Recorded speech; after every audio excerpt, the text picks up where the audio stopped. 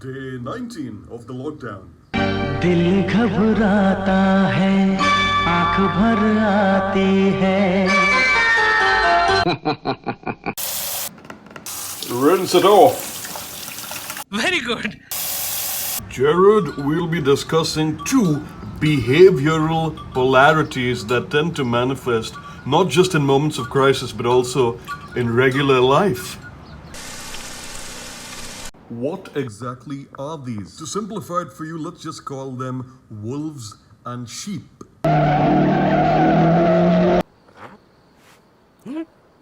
We could also call them opportunists and naive folk. During a time of crisis, there's a lot of disarray, confusion, and lack of coordination among various facets of a population. It could be even within the same house, it could be between a government and its people, it could even be within the same members of an organization. But that chaos, that lack of understanding, and those gaps in communication do occur. And this is where you can see these two behavioral polarities, that is the knife folk or the sheep, and the opportunists or the wolves. You can really see them interact in ways that are germane to their behavior patterns. So you'll always have those people who use a moment of crisis, who use a moment of confusion, who use a moment of mass panic to make it all about themselves, their desires, their businesses, their needs, their agendas, their own plans for self-betterment or their own plans for, scrounging for whatever it is that they've been trying to build. So these are people who make hay while the sun shines, or these are people who you may suddenly see becoming very proactive on social media to draw attention to themselves. No harm in that, but you could also see some people pass a lot of unethical and incorrect information on WhatsApp these days. I also consider these people as wolves who are preying on the fear and collective captivity of people in their houses who don't know what's happening. All right, and that brings us to the second category, the naive folk or the sheep, who believe that this is a beautiful world where everyone wants what's best for them. People are innately really, really good, and they're all gonna come to their rescue and be benevolent and be extremely caring and be extremely kind-hearted and generous and philanthropic in spirit. So this belief does definitely stem from a place of naivety, because yes, this is a very opportunistic world that we live in. There are simple activities now, like going and getting your groceries, where you can see squabbles and people trying to scrounge for the very last resource so that they can insulate and protect themselves, their loved ones, their families, and have enough food. So you can see opportunists there as well. There was an incident that took place in my building yesterday that was the hot topic on the building WhatsApp group. So the naive folk operate under the assumption that everyone is out there to really cater to them and really understand them and offer to them something pure, something well-intentioned, and something that comes from a space of generosity of spirit. But that is not the case in the world, is it?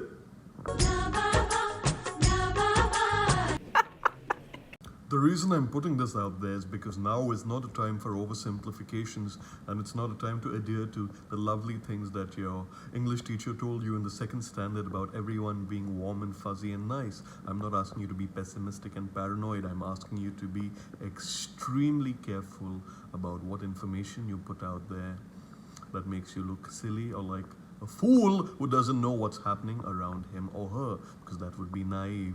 I'm asking you to not blindly trust people at this time period when you feel perhaps isolated, perhaps distanced, perhaps lonely, because also that kind of that kind of loneliness is something a lot of people are not accustomed to. So that makes them that much more vulnerable. And when you're vulnerable with the wrong people, that also means that you have become gullible and thus naive. Now, there's no need to blame yourself or chastise yourself or hate yourself for feeling this way or having behaved this way. But it's important to know that there are people out there who are preying on the fact that there is so much chaos out there, there is so much uncertainty out there. There's no clear directive about whether we are going to be in this lockdown for any longer or not. There's no clear directive about whether certain essential services will be resumed again, apart from the ones that the government has permitted, of course. There is no clarity about how your business will cope. There's no clarity about how you will cope, how your finances will cope, how your family will cope, how your friends will cope, how your life will cope, how your time will be managed. And in those moments of uncertainty, it is possible to be naive. So have reasonable doubt. Do not instantly jump onto the bandwagon of wanting everything to be positive and hunky-dory and everyone to be nice and well-meaning. Have some reasonable doubt to avoid feeling and behaving naive.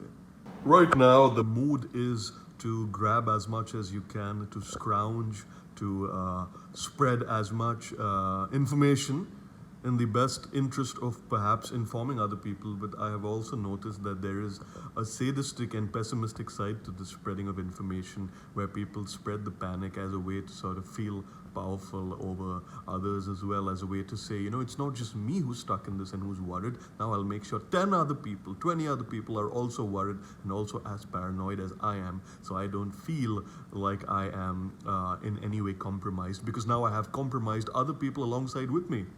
That's something a wolf would do, right? Sort of like setting a trap. अब खुद पे बात आई तो करे हाय हाय. Nonsense.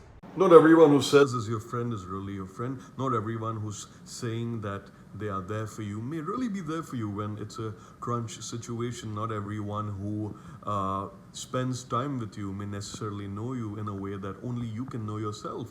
याद रखना. In this world of mixed intentions and mixed messages, don't be a sheep. Not everyone is out to get you. Honestly, they may not have the time, but at the same time, it's important for you. It's important for you to understand that the landscape is changing and that you need to question things before blindly believing in them.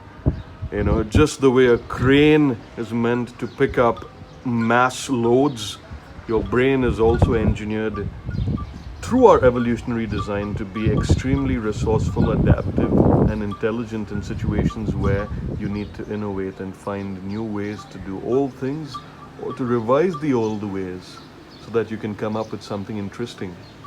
Two of the key principles of a magic trick are misdirection and causing a distraction. And that's what makes the trick so enjoyable, because people wonder, how did it happen? How did it happen? But don't forget, you're not in the middle of a magic act where you're one of the audience members and the magician correctly deciphers what card you were thinking about. This is real life and the stakes are high.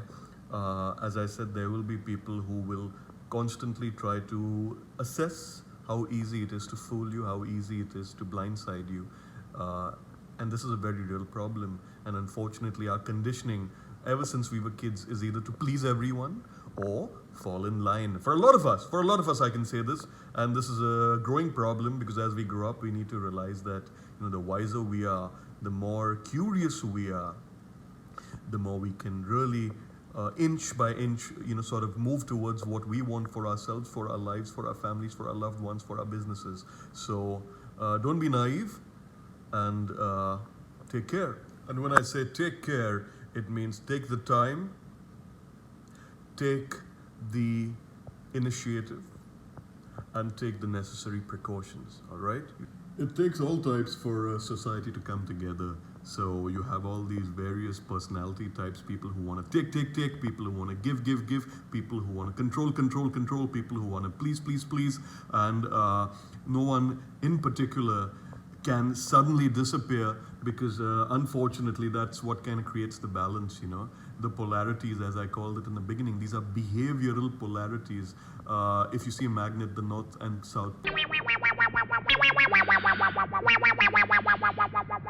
So don't get fooled, get reschooled and tooled. And as they say in video game culture, always choose the right weapons to win the fight. I think I've said enough for today.